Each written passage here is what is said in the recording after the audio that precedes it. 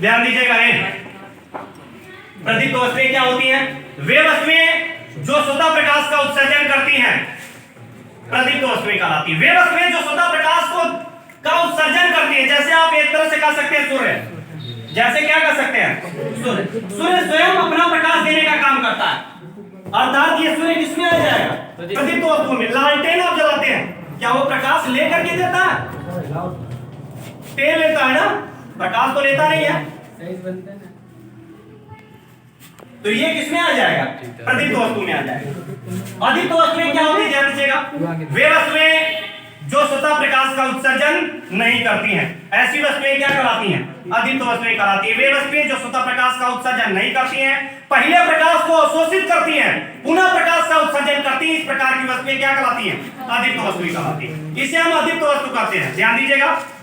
जैसे चंद्रमा, एक दिन सूर्य अपना प्रकाश देना बंद कर दे, चंद्रमा भी अपना प्रकाश देना, जब तक वह प्रकाश को अवशोषित नहीं करेगा तब तक वह प्रकाश का उत्सर्जन नहीं कर सकता। सोलर पैनल आप लगवाएं घर पे, प्रधानमंत्री जी खास यहां लगल हुई, पक्का लगल हुई, बात समझ रहे ना? उसमें होता क्या है, आप देखिए सोलर पैनल को आप कभी जलाने नहीं जाते हैं, शाम में वो खुद अपने से जल जाता है। कभी सोचा तो दिमाग में आप लोग सोचते होंगे कैसे जल जाता है? देखिए बात हमारी समझिएगा, ये उनकी स्वतः क्रिया होती है, ये स्वतः होने वाली क्रिया होती है। ध्यान दीजिएगा हमारी बात पर। प्रदीप्त वो सारी चीजें बता रहे हैं, ध्यान दीजिएगा। अदीप्त वस्तु में वे वस्तुएं जो पहले प्रकाश को अवशोषित करती है, पुनः प्रकाश का उत्सर्जन करती है, वे वस्तुएं क्या कहलाती हैं? अदीप्त वस्तुएं कहलाती है। जैसे चंद्रमा, जैसे कौन आएगा? चंद्रमा, तारा, चंद्रमा। ये किसमें आ जाएगा? Solar panel. ये किसके अंतर्गत आएगा? अदीप्त के अंतर्गत आता है। देखिए अगला टॉपिक होता है प्रकाशिक माध्यम। ध्यान दीजिएगा, कुछ टॉपिक जो आपको छोड़ना है अभी उसको मैं भी बताएंगे। सर एक एग्जांपल है, मुझे बताइएगा ल्यूमिनस है कि नॉन ल्यूमिनस है? ऑप्टिकल मीडियम, रुकिए अभी चर्चा कर रहे हैं, बस थोड़ा सा हो जाए लेक्चर, उसके बाद फिर से चर्चा करेंगे। उसमें मेन बात यह है कि सूर्य के बारे में बताएंगे, सूर्य में क्यों प्रकाश आता है, पहली बात प्रकाश क्यों देता है, एनर्जी क्यों रिलीज करता है, ये हमारा पहला टॉपिक होगा। और जो भी क्वेश्चन है अपना एग्जाम किए रहिए आप लोग। दूसरा, सोलर पैनल खुद क्यों लाइट देने लगता है, शाम में जब सूर्यास्त होता है, बात समझ रहे ना, तो उसके बाद वह क्या करता है? खुद जल जाता है, कोई जलाने नहीं जाता। ये प्रक्रिया स्वतः होने वाली प्रक्रिया होती है। ये क्यों होती है इस पर भी चर्चा करेंगे, और जो भी सारे क्वेश्चन होंगे अपना एक जगह कर लीजिएगा, ठीक है? आगे देखिए, अभी हम थोड़ा लेक्चर दे रहे हैं। प्रकाशिक माध्यम क्या? ध्यान दीजिएगा, वह माध्यम जिसमें से होकर के प्रकाश गमन करे, ऐसे माध्यम को प्रकाशिक माध्यम कहते हैं। ऐसा माध्यम जिसमें से होकर के प्रकाश गमन करे, वही माध्यम क्या कहलाता है? प्रकाशिक माध्यम। लेकिन ऐसा भी हो सकता है कि हम टॉर्च जलाएं और प्रकाश आर पार न हो पाए, तो वो भी क्या होगा? प्रकाशिक माध्यम ही होगा।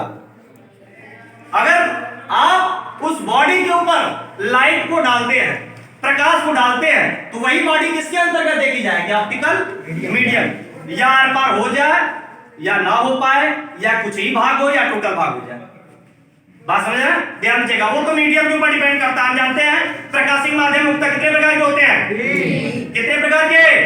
पहला पारदर्शक, दूसरा पारभाषक, तीसरा ये तीन माध्यम होते हैं। ध्यान दीजिएगा, पहला पारदर्शक, दूसरा पारभाषक और तीसरा अपारदर्शक। ये तीन माध्यम होते हैं। पारदर्शक माध्यम क्या होता है?